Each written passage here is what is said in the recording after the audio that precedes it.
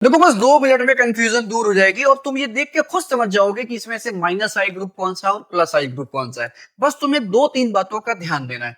पहली चीज तो तुम इस ग्रुप को देखो और जिस कार्बन से वो जुड़ा है जरा उस कार्बन और हेलोजन की बॉन्ड को देखो।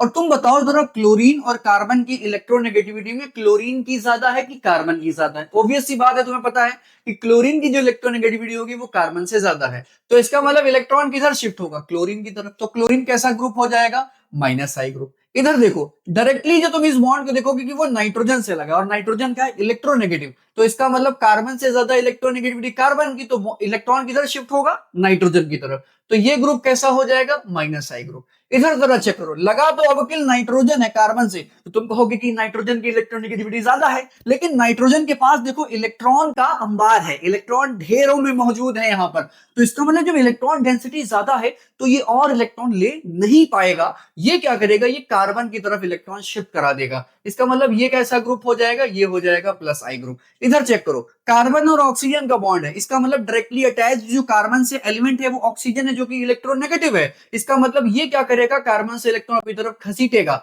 इसका मतलब कैसा ग्रुप हो जाएगा, माइनस आई ग्रुप। इधर चेक करो, इधर इसको चेक करो कि ये डबल बॉन्ड है और डबल बॉन्डेड कार्बन जो होता है उनका हाइब्रिडाइजेशन होता है sp2। जबकि ये जो सिंगल बॉन्डेड कार्बन है इसका हाइब्रिडेशन कैसा हो जाएगा बेटा, sp3। और आपको मालूम होगा जितना ज्यादा s कैरेक्टर इलेक्ट्रोनेगेटिविटी उतनी ज्यादा। तो याद रखना अल्कीन के कंपैरिजन में जो अल्कीन का कार्बन होता है वहां पे s कैरेक्टर ज्यादा है, क्योंकि हाइब्रिडेशन तुम देख पा रहे हो। तो इलेक्ट्रॉन किधर शिफ्ट होगा, sp3 से sp2 की तरफ। इसका मतलब कैसा ग्रुप हो जाएगा, ये हो जाएगा माइनस आई ग्रुप। अब इधर चेक करो, सिंगल बॉन्ड को, आपको सिग्मा बॉन्ड को देखना है, पाई बॉन्ड के पीछे नहीं भागोगे। इधर चेक करो, इस कार्बन का हाइब्रिडाइजेशन बेटा कैसा है, sp2, जबकि इस कार्बन का हाइब्रिडाइजेशन है sp।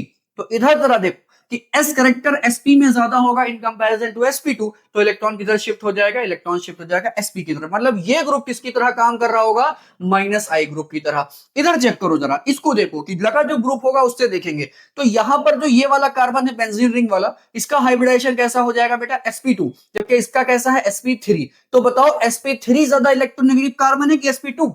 obvious सी बात है sp2 ज्यादा इलेक्ट्रोनेगेटिव है। तो इलेक्ट्रॉन किधर शिफ्ट हो जाएगा, sp2 की तरफ। मतलब बेंजीन रिंग या फिनाइल ग्रुप जो होता है वो किसकी तरह काम करेगा, माइनस आई ग्रुप की तरह काम करेगा। अगर सिर्फ इतनी सी बातों पे ध्यान दे लेंगे तो हमें ये समझ में आ जाएगा कि माइनस आई ग्रुप कौन सा है और प्लस आई ग्रुप कौन सा है।